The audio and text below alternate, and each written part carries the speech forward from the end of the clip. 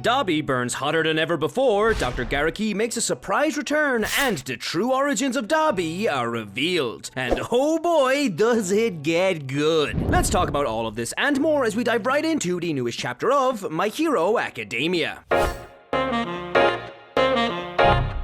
So My Hero Academia Chapter 350 is finally out, and with it we finally get the full completed backstory of one of My Hero's most mysterious characters, Toya Todoroki, aka Dabi. And let me just say, I recommend bringing the tissues cause this one's a tearjerker. But before I begin talking about this chapter, don't forget to Detroit smash that like button and slide on into that subscribe button's DMs to hit that notification bell. And now without further ado, let's jump right into My Hero Academia Chapter 350 titled N. This chapter opens up with the gorilla cop who was last seen talking with Gentle Criminal after his arrest on his way to Dr. Garaki's holding cell. Within this cell, we see that Dr. Garaki is talking to himself, mentioning how he and All For One spent a long time looking for seeds to cultivate. Seeds that nurtured the necessary hatred towards society and that could become receptacles for All For One. Now, in case it wasn't clear, the seeds Garaki is referring to here are children, and he's basically saying that it took them a long time to find a child with just the right amount of hatred to be All For One's successor. And as Garaki says this, we get a brief shot of Dabi facing off against Shoto before the story cuts to a flashback to the true origins of Dabi.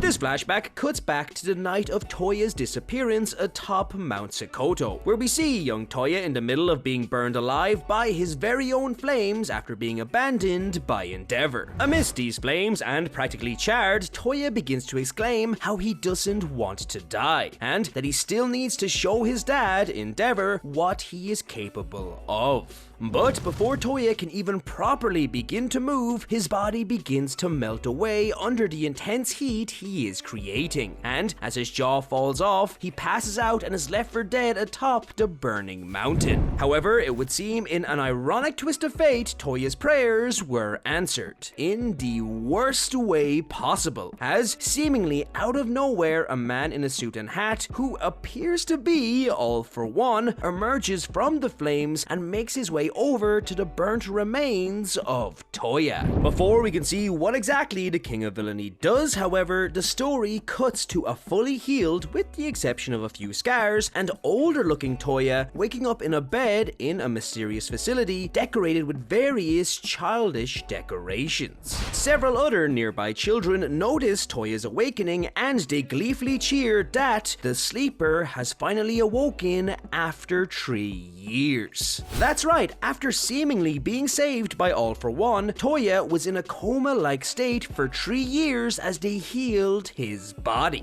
The other children then call in a strange sunflower-faced doctor, who is very peculiar if you ask me, who informs Toya that from now on he will be living here with his new family. But Toya, who has now realized that his voice has changed, whether that be because of the surgery or puberty, who knows, refuses to accept Sunflower Head's wishes, claiming how he needs to apologize to his family for all of the horrible things he has said to them and how he doesn't want his father to be worried about him. Which is super sad, because it shows that Toya genuinely cared about his family even after everything, and he didn't want any harm to come to them. But anyways, just as Toya proclaims this, a voice comes out of a nearby monitor and informs Toya that he won't be able to leave because he is a failure. The voice goes on to say that Toya's body was so damaged by the flames they couldn't restore his body with his own cells, so they had to replace the majority of his body with the parts of other people, meaning that most of Toya's body now has no resistance to his fire, so he can no longer use the full power of his flames. Now, to clarify, Toya's body could never fully handle his power in the first place, but it could still handle it to a certain extent. But now that he has the body parts of others, any little resistance that he previously had has essentially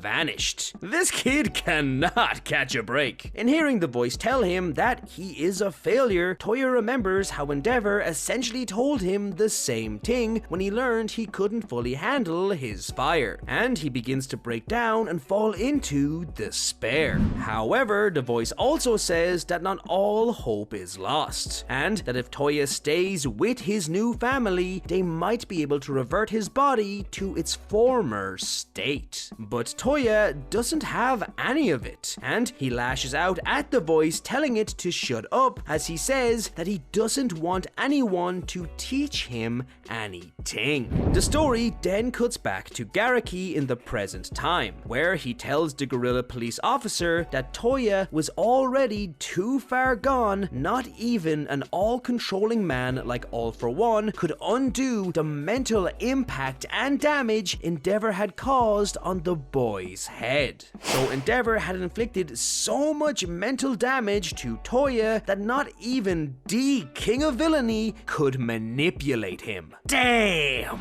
The doctor also reveals that the facility Toya was in at that time was actually a hidden center where All For One kept backup candidates to pass his quirk onto, in case something ever happened to Shigaraki. So all of the kids in the facility were potential successors to All For One, including Toya.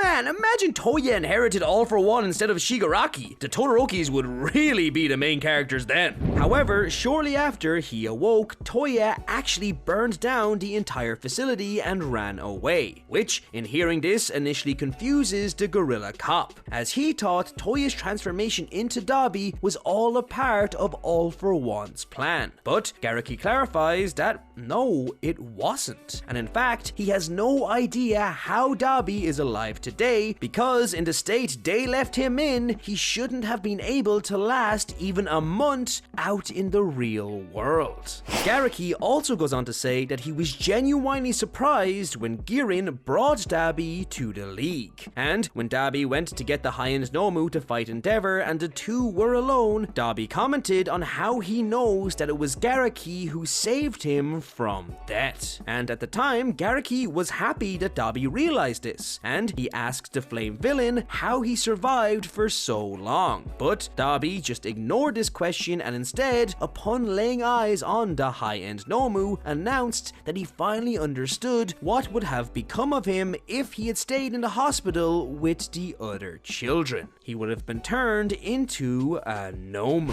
Dabi then informs Garaki that the only reason he is alive today is because his body runs solely on the flames of hatred and resentment. Basically explaining that Dabi was so angry at Endeavor that his body refused to give in until he got his revenge. Now that's some fucked up plus ultra right there. And following this, the story then cuts back to the fight between Dabi and Shoto, where Dabi reveals to Shoto that after he escaped the facility, he did in fact return home. He even admits that due to the limitations of his new body, he genuinely gave up on living up to Endeavor's expectations, and that he returned home in the hopes that the horrible family dynamic Endeavor had created would have changed after 3 years, and that they could just be a family again. But upon arriving home, not only did Toya see his own funeral altar, but he also saw the infernal training to which Endeavor subjected Shoto. In seeing that not only his family had moved on from his death, and that Endeavor hadn't changed even a bit within the 3 years of his death, Toya realized that he was and always would be a defective product in his father's eyes, and that his entire existence was already left in the past. From this point forward, Toya decided that the next time he would meet his father, he would no longer be the weak child he once knew, choosing to train his flames and push his body to its absolute limit, which in turn caused his body to disfigure and char into the Dabi we were all introduced to. Although Dabi does mention how despite his skin being burned and his flames getting hotter, he never felt any pain in the body parts that had been surgically attached to him. Could it be the reason it took so long for All For One to rebuild Dabi was because they specifically looked for people with flame-resistant quirks? Dabi also goes on to explain that the more he saw Endeavor on TV, the more his hatred grew, too, and the more he took inspiration from Endeavor's techniques. But before any of this training began, we see that Toya said one last prayer at his own altar on the day he returned home, as Dabi clarifies that it was at this, in seeing that absolutely nothing had changed, that Toya Todoroki died, and in his place,